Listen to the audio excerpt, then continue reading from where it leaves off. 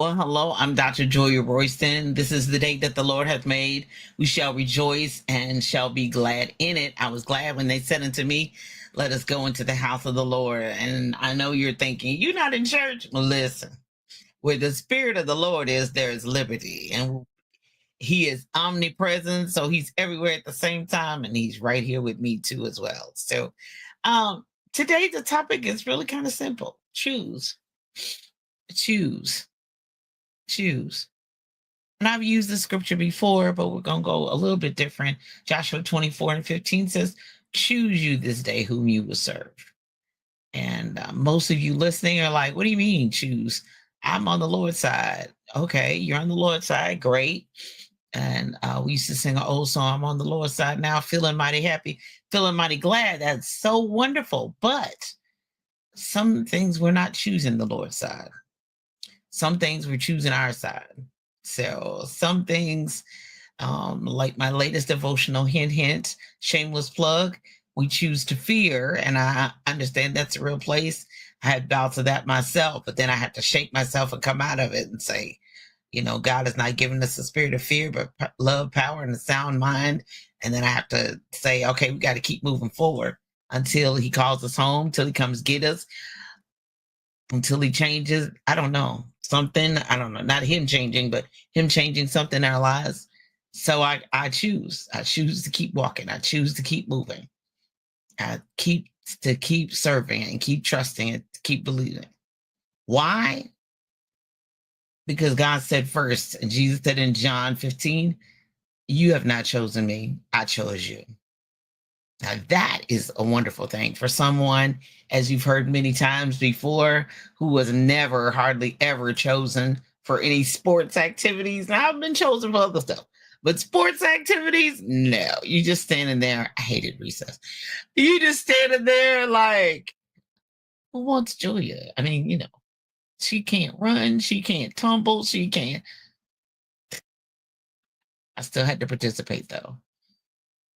But to know that ultimately, when it's all said and done, God chooses me. Yay!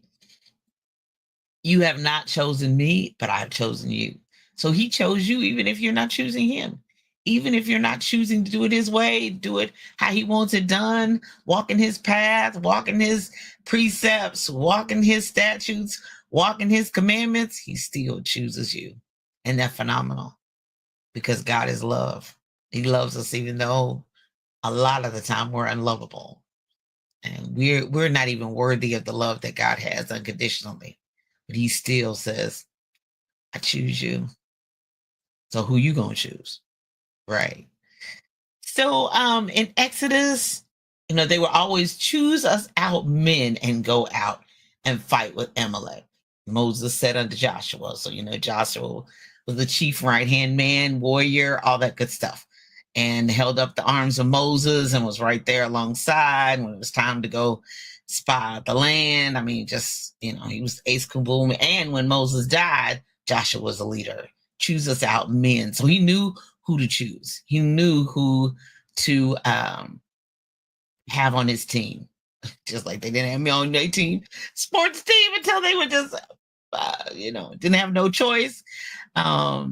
But in that day, you chose out who you wanted, who could fight, who would stand, who was independent, who was tenacious, who was resilient, who would, as they say, knock the enemy out. Choose. And even unto this day, we still have to choose who we're going to fool with, who we're going to roll with. Because there are certain people, you're going to go girls trip vacation with. There's certain people that you're going to go shopping with. There's some people I don't want to go shopping with, because I don't do much shopping as it is. I'm mostly an online shopper, but I don't do much shopping. But when I did, then people are like, are you ready to go? You're not going back again. If I find out you one of them, because when I'm ready, I'm ready. And sometimes I'll circle back around that clearance rack 2 or 3 times. So, that going in and got one thing and come out, that's not me. Because I'm going to see, well, what do they have new? Oh, what's going on? Oh, what's on clearance? Oh, that's my spot. What's on clearance? But when you choose, you got to choose wisely. You got to choose strategically. And sometimes you got to choose people, I hate to say it, but that you might not necessarily like, but they bring a skill set, they bring an ability that we can work together, we can get along. And then there's some people that have the skill set that you really want to be with and you really want to work with, but their personality is so terrible you can't work with them. They don't show up on time. They're tenacious about what they want to be tenacious about, and they don't come correct. So you can't work with them no more. You can't fool with them. You cannot, it just doesn't work like that. And so you have to choose us out men. And my first pastor always, in business be men. And he would say, ladies, that has nothing to do with gender, has everything to do with being grown up and being mature. Of course, the Bible is very male slanted, but then by the time we got to the New Testament, the women was doing a lot. Even in the Old Testament, the women were doing a lot, and God had to defend them. Even if the men didn't defend them, God defended them and stood up for them, and made them leaders and made them rulers. Miss Deborah did her thing as a ruler. Queen Esther did her thing. Ruth did her thing. The daughters of Zelophehad did their thing. Just Abigail did her thing. God used all kinds of people and women as well. So I'm not getting down into what's going on today, but we keep moving. But choose us out men, meaning grown-ups, mature, responsible, can do the job, can get it done. And God doesn't necessarily slant on it's got to be a woman, it's got to be a man. It's just whoever's going to get the job done. And sometimes the men get it done. Sometimes it's the women who are going to get it done. So men, choose us. Be careful who you hang out with. People, if that'll make you feel better and more comfortable. Choose you out people that are mature, that are grown up, that can fight, that are strategic, that are discerning, that'll stand with you and won't run and won't hide. When it gets tough, they may not even have all the ability. They may not be able to throw in no dollars in the pot, but they can pray and they can support. And then choose, number 3, choose life. Set before you life and death. Therefore, choose life. Choose the thing that's going to give you the abundant life that Jesus bled and died and rose for you to have. Choose life. And, I have a saying, and I know Brian knows it all the time, and if you've been around me a lot, I say, ooh, can't get down into that. It's too low. Can't get down into that. Sometimes it's too depressing, keeps me up late at night, or I can't find a solution to it. I don't like to get down into stuff that we can't find a solution to.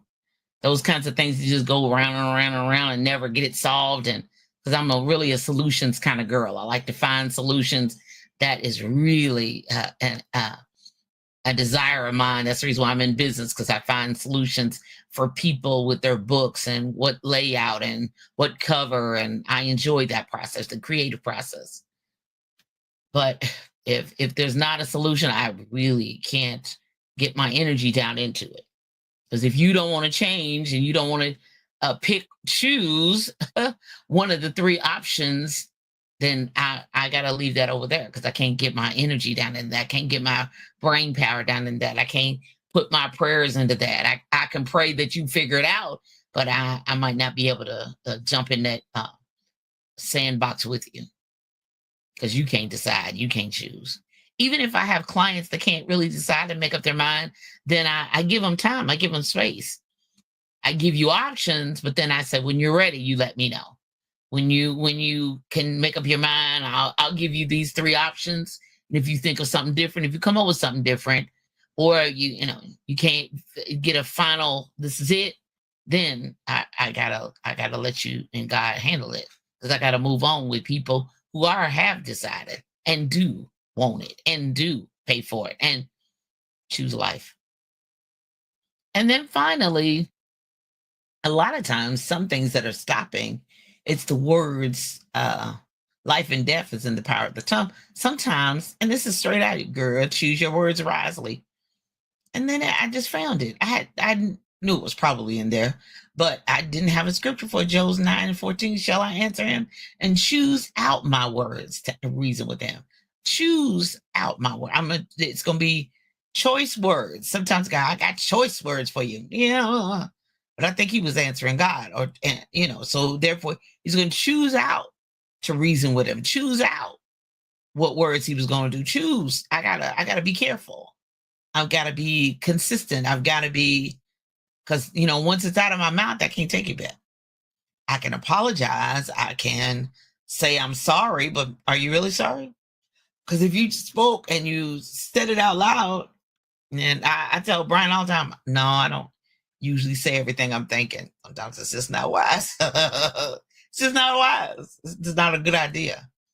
So therefore, choose your words, because you're speaking detriment, you're speaking negativity, you're speaking, and I understand the reverse psychology. I don't have right now. And that I'm broke thing, I can't stand that phrase. I may not have it right now. I may be saving for it. I may be looking for it. I may be working for it. I may be networking for it. I may be on the way, but just pronouncing broke, I don't like that at all.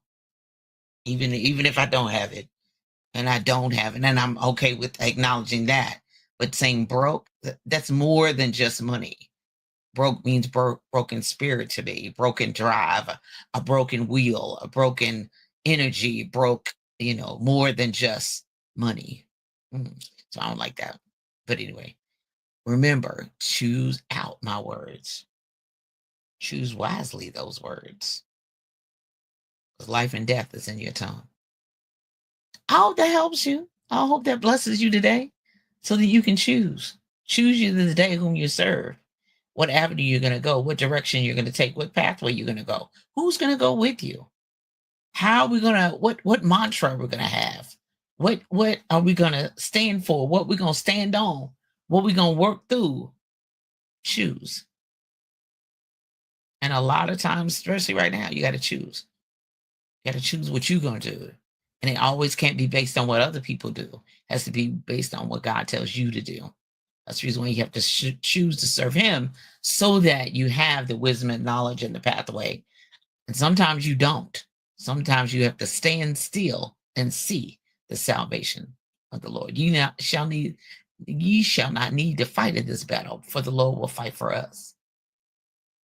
Sometimes it's marching around that wall 7 times and not saying anything.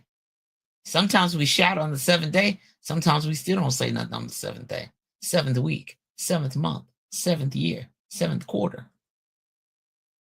Choose. So that you can live your best life. Coming up at 10 a.m. on envision-radio.com, where praise meets talk 24/7. If you haven't downloaded the app, I don't know what you're waiting on. Go get the app. Put it on your phone. Put it on your mobile device. And log into the website on your computer, your laptop, Chromebook, and enjoy fantastic music and programming to bless your life.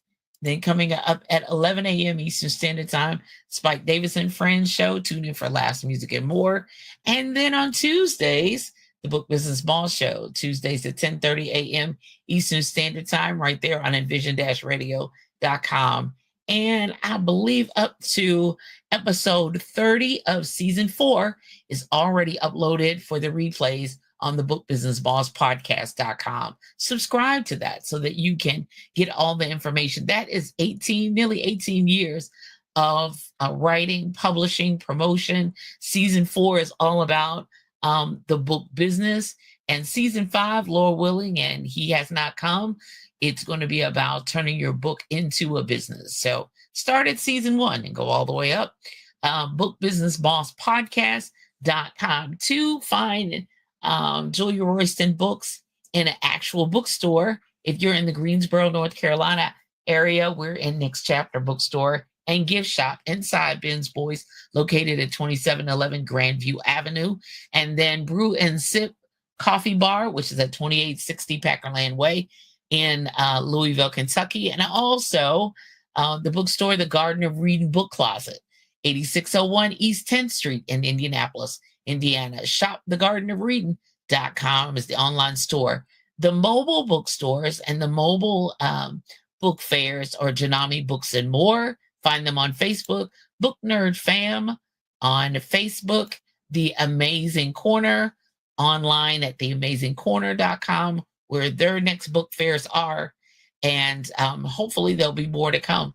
And I know that the Next Chapter bookstore and gift shop, they do have a book fair coming up this week. So if you're in the Greensboro, North Carolina, see how you can support that school.